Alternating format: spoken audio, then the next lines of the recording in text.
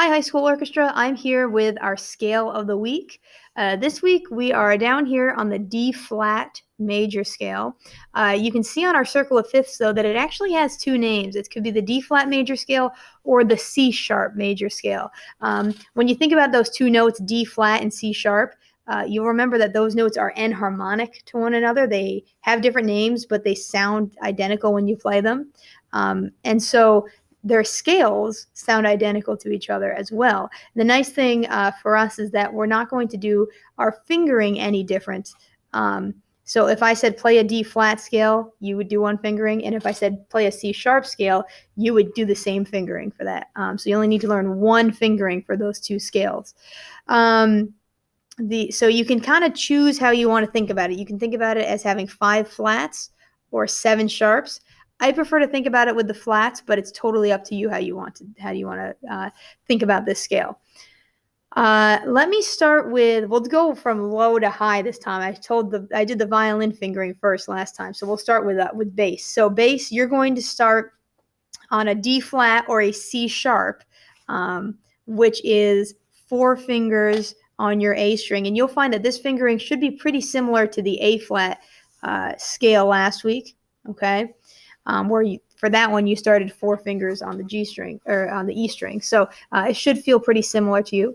Cellos, you're going to start D flat, low 1 on the C string. And you can do this all in first position, but remember, you can't play your open G, you can't play your open D, and you can't play your open A. So all of your open strings are out. Our 5 flats in this key are B, E, A, D, and G. So no open strings. And you'll end on 3 fingers, on C sharp or D flat on the A string. Violas, you're also, like the cellos, going to start low 1 on the C string.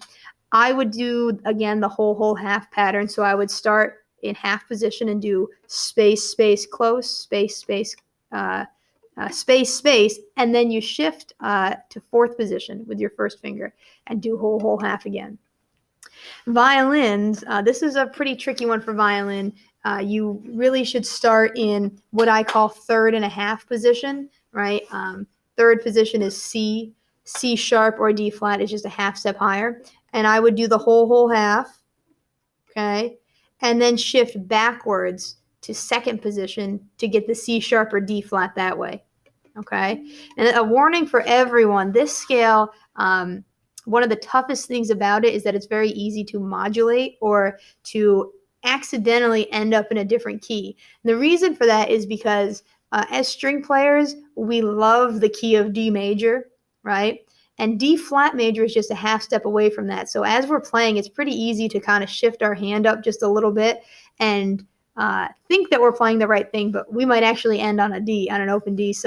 Or on a D natural. So one thing I always do is when I finish this scale, I play my open D string and make sure my last note doesn't match my open D string. That's how one hint that you did not modulate and that you did it correctly.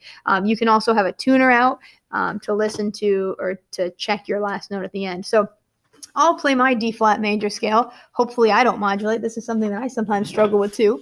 And remember, you're going to practice this for the whole week, and on Friday submit a recording to me. So let me find my D flat.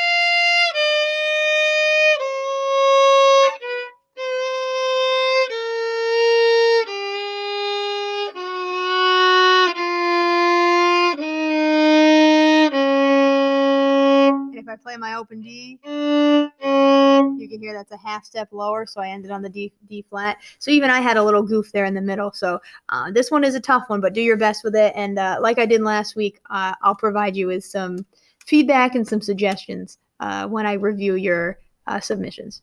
So have fun practicing this scale.